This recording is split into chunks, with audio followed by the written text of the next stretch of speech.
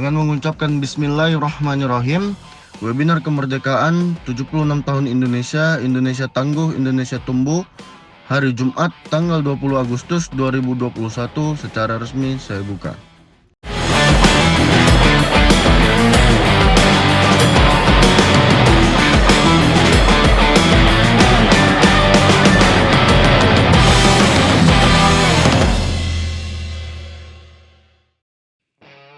Assalamualaikum warahmatullahi wabarakatuh. Shalom, Om Swastiastu, Namo Buddhaya, salam sejahtera untuk kita semua. Tak kenal maka tak sayang, maka dari itu izinkan saya memperkenalkan diri. Saya Rizka Indah Amelia Nasution sebagai moderator dari webinar kemerdekaan PC GPK Kota Medan dengan tema 76 tahun Indonesia, Indonesia Tangguh, Indonesia Tumbuh. Saya ucapkan selamat datang kepada para narasumber, kepada para panelis dan audiens yang saya hormati dan berbahagia pada malam hari ini. Bismillahirrahmanirrahim. Assalamualaikum warahmatullahi wabarakatuh. Merdeka! Merdeka! Merdeka! Merdeka! Allahu Akbar! Alhamdulillahirrabbilalamin. Wassalatu wassalamu ala asrofil anbiya wal mursalin Sayyidina Muhammadin wa ala alihi washabihi ajmain. Rabbi zidni ilma warzuqni fahma. Rabbi auzi'na an nashkura ni'mataka allati an'amta alaina wa ala walidaina wa anna mala sholihan tardahu wa adhilna birahmatika fi ibadika sholihin. Hasbunallahu wa ni'mal wakil, ni'mal maula wa ni'man nasir, wala haula wala quwata illa billahil aliyil azim. Negeri yang memiliki keadilan dan hak seluruh rakyatnya. Negeri yang merdeka dari segala macam kesulitan, kesombongan, keangkuhan, dan negeri yang merdeka dari penindasan penjajah. Maka Indonesia merdeka tahun 1945. Soekarno-Hatta dan sebelumnya ada para tokoh-tokoh dari Sabang sampai Merauke. Dari Aceh, ujung Aceh sana ada Teku Umar Ciditiro, ada Daud Bereh.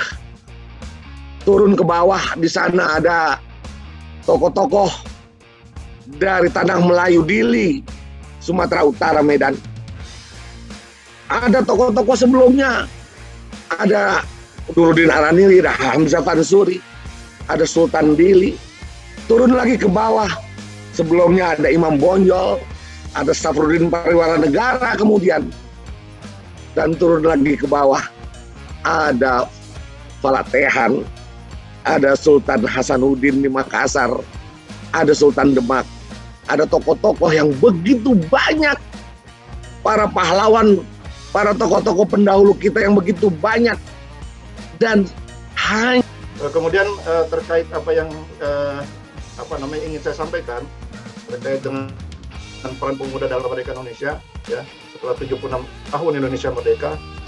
Dan di sini Indonesia harus tangguh dan Indonesia harus tumbuh dalam kondisi hari ini. Bukan hanya di Indonesia, seluruh negara sekarang diserang dengan yang namanya pandemi COVID-19. Indonesia insya Allah akan mampu mengatasi ini, tentunya dengan pemuda yang merupakan penerus perjuangan generasi terdahulu untuk mewujudkan cita-cita bangsa kita. Pemuda menjadi harapan dalam setiap kemajuan di dalam satu bangsa.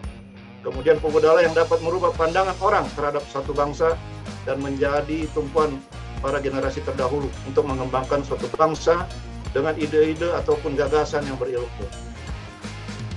Wawasan yang luas serta berdasarkan kepada nilai-nilai dan norma yang berlaku di dalam masyarakat, pemuda-pemudi generasi sekarang sangat berbeda tentunya dengan pemuda generasi terdahulu dari segi pergaulan dan sosialisasi, kemudian cara berpikirnya, dan cara menyelesaikan masalah.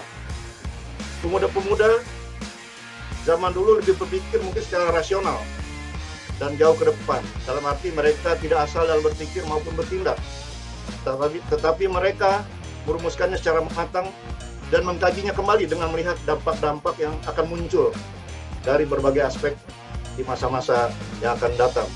Kemudian pemuda zaman dulu juga aktif dalam berbagai kegiatan sosial, dan ini menjadi contoh juga untuk kita sekarang pemuda-pemuda saat ini yang harus ikut belajar dari pemuda-pemuda terdahulu, dari sejarah yang mereka telah lakukan, Contohnya sejarah telah mencatat cipta-cipta pemuda Indonesia dalam memerdekakan negara ini, seperti Bung Tomo, kemudian ada Bung Hatta, ada Bung Karno, kemudian Sultan Syahrir dan lain sebagainya, yang mereka rela mengorbankan harta, bahkan mempertaruhkan nyawa mereka untuk kepentingan bersama di mata dunia seperti itu. Kemudian juga Profesor Ruslan di sini juga menyampaikan bahwa dunia saat ini melirik Indonesia.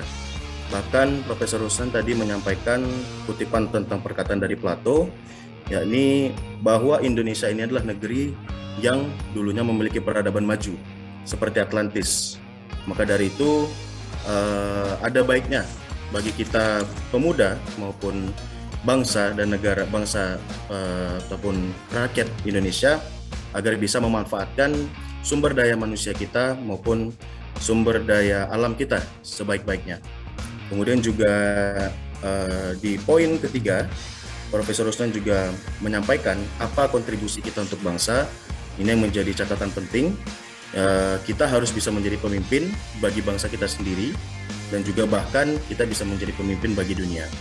Jangan sampai bangsa lain yang menikmati kekayaan kita, akan tetapi gimana caranya kita bisa mengolah ataupun bisa memanfaatkan kekayaan di negeri sendiri.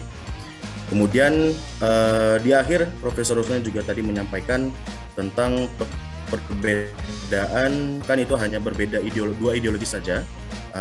India itu Rajpin, melalui Rajpin ataupun Hindu. Kemudian Pakistan tetap pada tetap pada ideologinya. Sekarang banyak sekali milenial yang maju, terutama dalam kancah politik, kan? Mencari eksistensi, berupaya membuktikan bahwa milenial itu memang bisa diandalkan di Indonesia. Gitu. Tetapi juga sama yang sampaikan Ketua Umum tadi, banyak juga milenial yang justru akhirnya mencoreng apa yang sudah dibangun atau mindset yang sudah digalakkan oleh banyak senior-senior juga yang memberi kesempatan. Ini mudah-mudahan menjadi pelajaran bagi kita, menjadi satu credit point lah bagi kita bahwa nama milenial ini bukan sembarangan. Indonesia ini sekarang di pundaknya milenial ini juga salah satunya. Kita juga jangan hanya sekadar kita milenial tapi juga nggak ngerti makna milenial. Membangun bangsa itu juga butuh bimbingan. Nah, apakah kita sebagai milenial terus mengesampingkan bimbingan dari senior-senior itu tuh hal yang salah, saya pikir. Kita butuh di perjalanan, terutama di perjalanan politik ya, di perjalanan kehidupan, kita sangat butuh bimbingan para senior-senior yang mungkin memang ya berbeda zamannya, tapi tentu ada pelajaran dan ada hal-hal yang sudah dilewati oleh senior-senior sebelumnya yang harus kita jalankan lagi, harus kita ikuti lagi, dan harus kita renovasi lah, modifikasi lah saya sekarang untuk menjadi lebih baik dan mengikuti zaman era sekarang. Saya teringat dengan kata-kata Ketua DPW P3 Sumut periode lalu, ya, ada Yulizar pernah melakukan nulis kepada saya gitu, beberapa kali pertemuan, beliau selalu mengatakan bahwa menjadi politikus muda itu nggak butuh modal. Yang kita butuhkan hanya kejujuran. Yang kita butuhkan hanya ketulusan. Waktu akan menjawab ketulusan dan kejujuran yang kita lakukan itu. Tak perlu untuk merasa benar di semua tempat, tidak perlu merasa hebat di semua tempat.